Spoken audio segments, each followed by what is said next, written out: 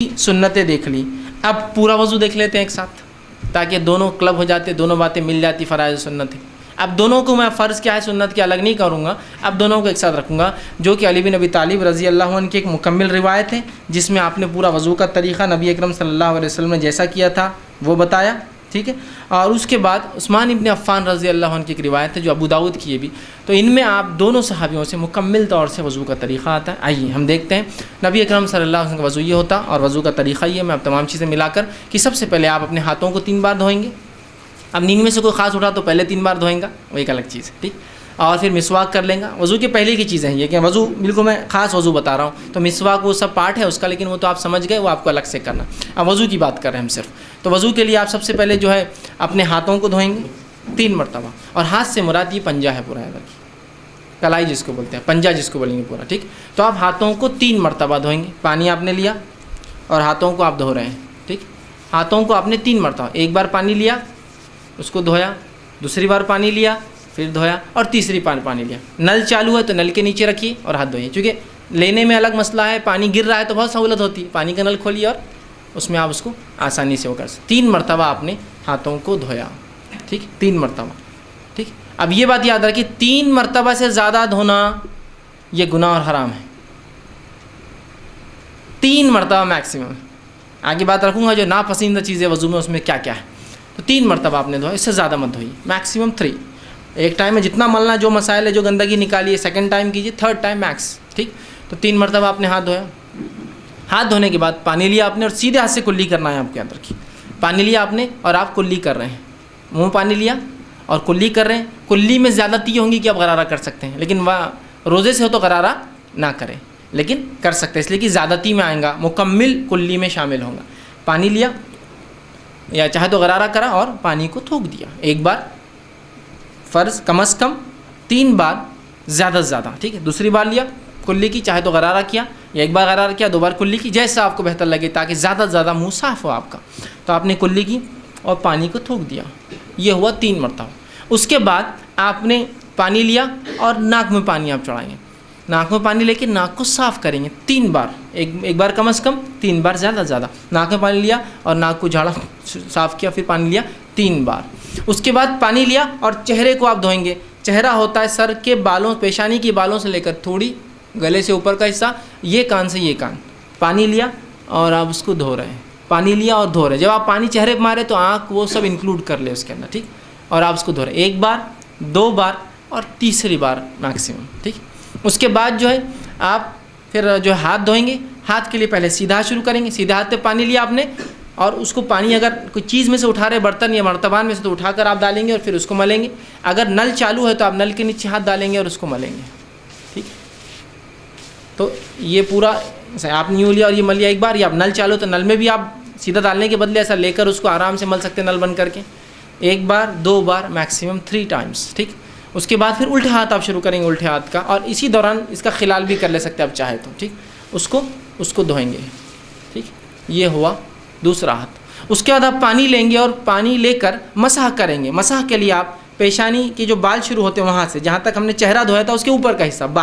بالوں سے پیچھے جائیں گے گدی تک اور پیچھے سے واپس آئیں گے۔ خواتین جو ہے چونکہ ان کی گردن کھلی نہیں ہوتی تو پیچھے جائیں گی گردن تک اور گردن سے واپس آ جائیں گی۔ مرد گردن تک جا کر پورا واپس آئیں گے، ٹھیک، واپس آئے اور اسی اسٹروک میں ایک ہی اس کے اندر جا کے آپ آئیں گے، اس میں پھر آپ کان کا خلال، دونوں کان میں انگلیاں ڈالی،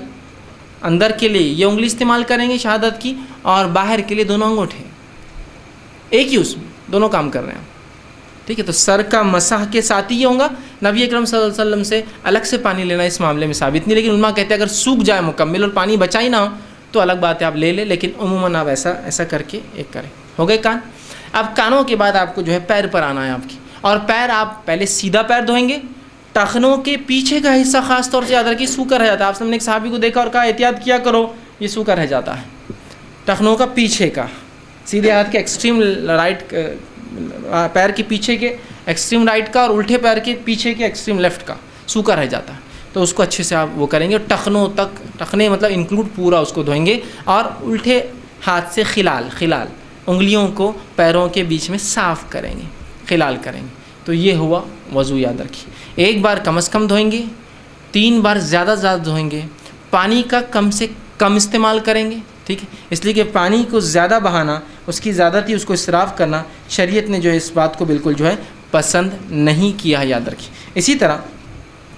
ایک غلط فہمی جو ہوتی ہے وہ یہ ہے کہ ہم لوگ جب مسح کرتے ہیں سر کا تو مختلف علاقوں میں مختلف مسح کے طریقے ہوتے ہیں۔ کچھ جگہ مسح کا طریقہ اس طرح سے ہوتا ہے کہ ایک آدمی مسح کرتا ہے،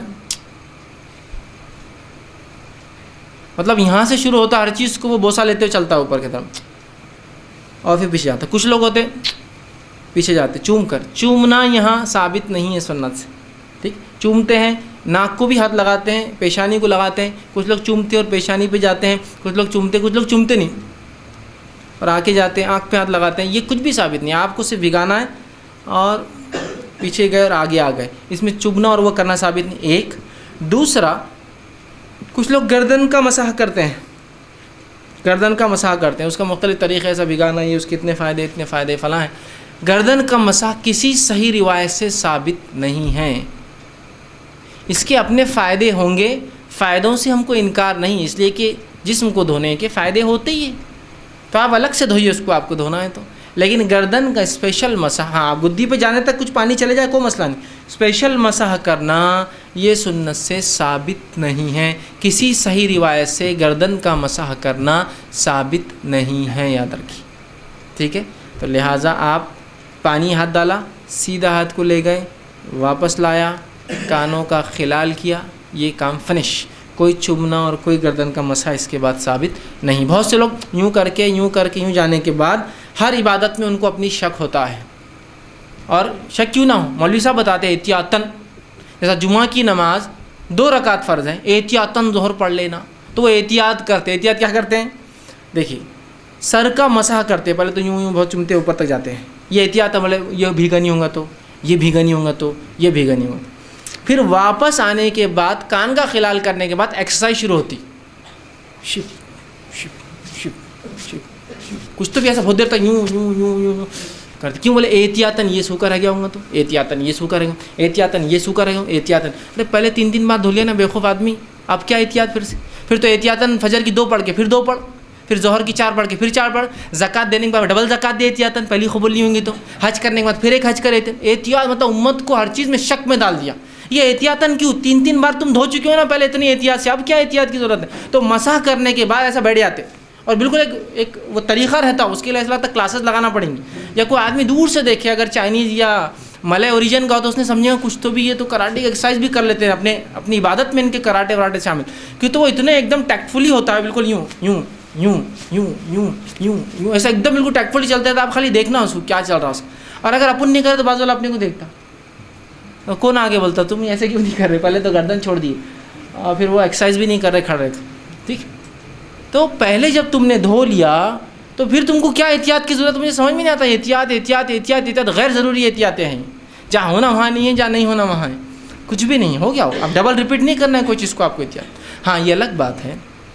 کہ آپ نے وضو کیا اور کسی نے کہا کوئی چیز آزاد سوکھا رہ گیا تو ایک الگ بات ہے، یاد رکھیں، اور یاد رکھیے وضو کر لیا، کر اٹھے اور آپ نے اپنے آپ کو پوچھنا شروع کر دیا، یاد رکھیے وضو کے بعد اپنے جسم کو پوچھنا بھی سنت ہے، یاد رکھیے۔ نبی اکرم صلی اللہ علیہ وسلم کے تعلق سے ماں عائشہ فرماتی ہے آپ صلی اللہ علیہ وسلم کا خاص تولیہ تھا جو آپ نے اٹھا کر رکھا تھا، آپ وضو کرتے تو اس سے پوچھتے، نہاتے تو اس سے پوچھتے، تو یہ بھی سنت ہے۔ اب آپ اٹھے وضو کرنے کے بعد آپ نے تولیے سے پوچھ لیا، اب پوچھنے کے بعد کسی نے کہا پنڈلی سوکھی رہ گئی تھی، اوہو، تو اب کیا کریں گے اب آپ کو پورا وضو کرنا پڑے گا، اس لیے کہ آپ نے کچھ اعضاء کو سکھا لیا تھا۔ اگر پورے اعضاء گیلے ہوتے اور آپ کھڑے ہوتے اور کسی کو کہتا پنڈلی رہ گئی، آپ کی کونی رہ گئی، چہرہ رہ گیا، فلاں رہ گیا، تو آپ فوراً بیٹھ کے اتنے حصے کو دھو لیتے تو وضو ہو جاتا۔ لیکن اگر وہ سوکھا رہ گیا، آپ اٹھ گئے اور ایک بھی اعضاء سوکھ گیا تو اس کے بعد آپ کو پھر سے وضو کرنا ہوگا۔ آپ سب سے ایک صحیح روایت ثابت ہے، ابو داؤد کی روایت ہے، ایک صحابی اٹھے جن کے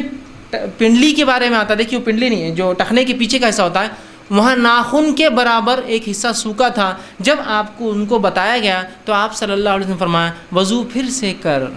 چونکہ ان کے اعضاء سوکھ چکے تھے اتنے، چونکہ کیا ہوتا ہے جب آپ دیکھیے دھوئیں گے، ایک آدمی کام دھندے بزنس سے آیا، کام کاج سے آیا اور دھویا، اور جو حصہ نہیں دھلانا وہ بالکل وائٹ الگ چمکتا ہے، اور جب دھل گیا اس کا کلر چینج ہو جاتا ہے، تو کوئی پہچان سکتا ہے اس نے کونی برابر نہیں دھویا۔ بچوں کو دیکھیے آپ چہرہ دھوتے ادھر کا پورا باقی رہتا، آپ بولتے بیٹا یہ نہیں دھلا، کیسے پہچانا؟ ادھر پانی سے صفائی، ادھر سے وائٹنس دکھتی الگ، تو ویسا پہچانا تو کہا پھر سے کر۔ لیکن گیلے میں ہے تو خالی آپ جا کے گیلا کر لیجیے، گیلے میں مطلب اٹھے آپ اور کسی نے کہا بھائی صاحب تو آپ دھو لیجیے، सूख गया तो फिर से आपको वज़ू दोबारा दोहराना हो। अब वज़ू में नापसंदीदा उमूर, क्या काम हम वज़ू में नहीं करेंगे।